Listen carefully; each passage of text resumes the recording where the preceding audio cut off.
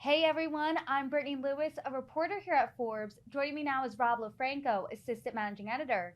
Per usual, Rob, thank you so much for joining me. Always a pleasure, Brittany. I do want to jump right in, so let's get started with some music news. Yes. After 5 years, Elton John's Farewell Yellow Brick Road tour became the highest grossing tour at more than $817 million. First, is this surprising? Look, those numbers are monstrous. I mean, you do not normally see tours even over 300 million typical. I mean, this is a massive tour. Elton John is a massive star. Let's keep in mind, put some into perspective. He beats Ed Sheeran, tops him. It was about 766 million.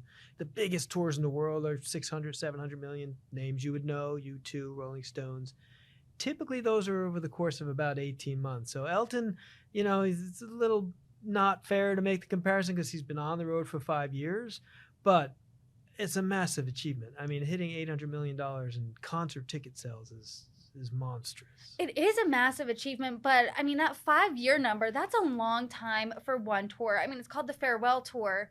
I mean, he's still going. He hasn't really said bye yet. Is this normal for a tour to go on this long? It's normal and it's not. I mean, if you remember, Cher was doing a goodbye tour, I think, 10 years in a row, it seemed like. Kiss did their farewell tour 3 times, I think. I think the Eagles have done it.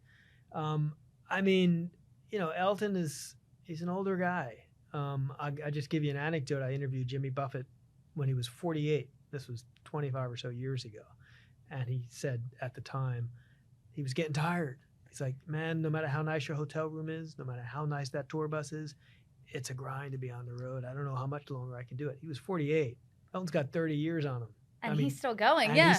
So to be on the road for 5 years, granted, he lives a very nice lifestyle, but to show up on stage every night, and he's gone from arenas to stadiums, and that, you playing to 60 million people, there's an energy that you need to give.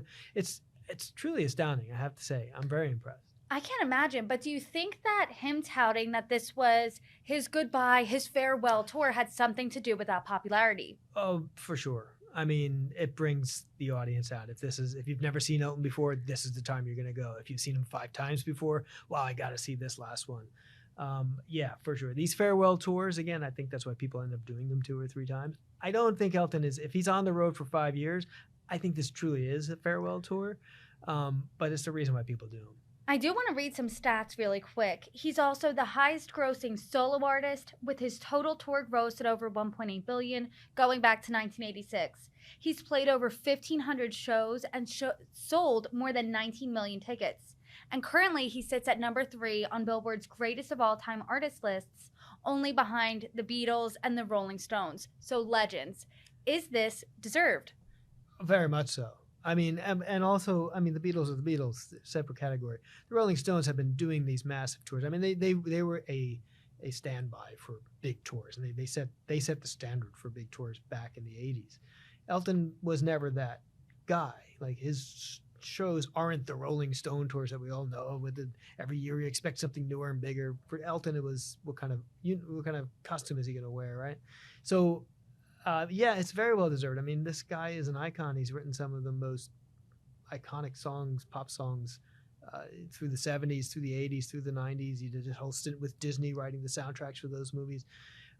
So it's not surprising. I mean, when you actually see the number written out and you're like, wow, that's a big number. That's surprising. But the fact that it's Elton John isn't surprising. Yeah, the stats are staggering, but Elton John released his first album, Empty Sky, in 1969. So how has he stood the test of time for decades upon decades? Songwriting, and you got to give credit to Bernie Taupin as well. Those two were songwriters for decades together. I mean, just think of the songs that he's written that are just lodged into culture. I mean, they just Captain Fantastic and Goodbye Yellow Brick Road, and you're going all the way back. These guys were writing songs that were seminal pop songs. And so, for sure, this is extremely well-deserved. Absolutely. I know. I think anyone could, if their top 10 favorite songs, at least one Elton John song is probably in there. Most likely.